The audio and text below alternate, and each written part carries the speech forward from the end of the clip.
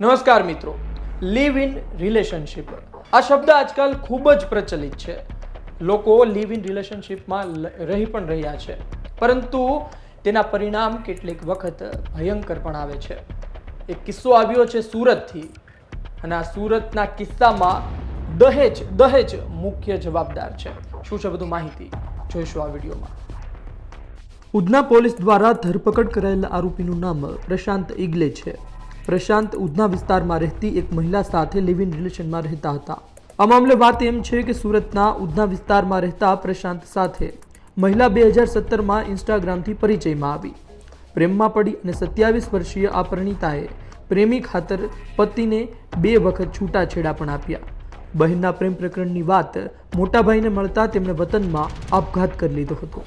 7 વર્ષ લગ્ન વિના રંગરેલિયા મનાવ્યા બાદ પ્રેમી પ્રશાંત અને તેની માતાએ 10 લાખ રોકડા અને 5 તોલા દાગીનાની માંગ કરી અને ત્યારબાદ ઘરમાંથી હાંકી કાઢતા મામલો પોલીસ મથક પહોંચ્યો હતો. ઉધના પોલીસ સ્ટેશન ખાતે એક બેને આવીને ફરિયાદ નોંધાવી હતી કે એમના જે લિવ ઇન રિલેશનના જે પાર્ટનર છે એમણે એમના સાથે બળજબરી કરી છે, અને એમના જે પાર્ટનર છે એમના મધરે તેઓના રિલેશનને જ્યારે વૈવાહિક સ્વરૂપ આપવા માટે એટલે લગ્ન કરાવી દેવા માટે તેઓ દહેજની માંગણી પણ કરી હતી. આ દહેજની માંગણીમાં તેઓએ ઘરેણાં અને કેશ એમાઉન્ટ માંગી હતી.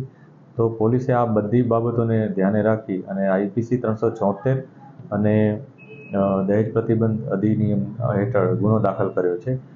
પોલીસે આરોપીની ધરપકડ કરી છે અને એને ફર્ધર 1 દિવસના પોલીસ કસ્ટડી પણ અમને મળી હતી.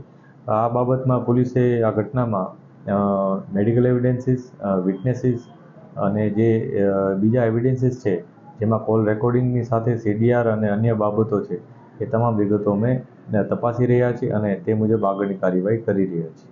આરોપી જે વ્યક્તિ છે જેનું નામ પ્રશાંત ઇગલે છે, એ આરોપી ડિઝાઇનર તરીકે કામ કરે છે ઉધનામાં, અને જે ઉધનામાં રહે છે, અને જે ભોગ બનનાર છે બેન, એ સેલ્સ એક્ઝિક્યુટિવ તરીકે કોઈ જગ્યાએ કામ કરી રહ્યા છે.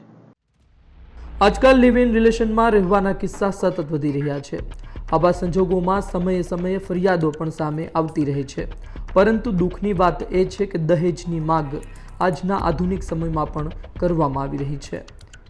સંવાદદાતા સંજયસિંહ રાઠોડનો અહેવાલ, ગુજરાત તક, સુરત.